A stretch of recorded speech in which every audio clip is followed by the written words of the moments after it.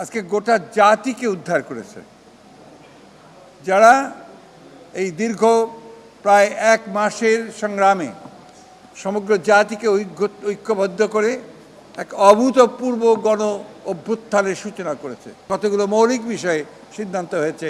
সেই সিদ্ধান্ত প্রথমটি হচ্ছে সেটা হচ্ছে যে পার্লামেন্ট ভেঙে দিয়ে অতি দ্রুত একটি ইন্টারিম গভর্নমেন্ট, অন্তর্বর্তীকালীন সরকার গঠন করা হবে নির্দলীয় সরকারদেরকে নিয়ে। আজকে সিদ্ধান্ত হয়েছে যে দেশনেত্রী বেগম খালেদা জিয়াকে অবিলম্বে কোনো কালক্ষেপ না করে তাকে মুক্তি দেওয়া হবে। সেই সঙ্গে মুক্তি দেওয়া হবে সেই সমস্ত নেতা কর্মী, ছাত্রনেতা যাদেরকে অন্যায়ভাবে গত 1 জুলাই থেকে বন্দি করে রাখা হয়েছে, তাদের সকলকে মুক্তি দেওয়া হবে। রাজনৈতিক কারণে যাদেরকে বন্দি করে রাখা হয়েছে। এই ছিল আমাদের আজকের সংবাদ। এতক্ষণ আমাদের সঙ্গে থাকার জন্য ধন্যবাদ। আমাদের সকল আপডেট পেতে লগ ইন করুন www.desh1.tv, Facebook/Desh1TV, YouTube/Desh1TV।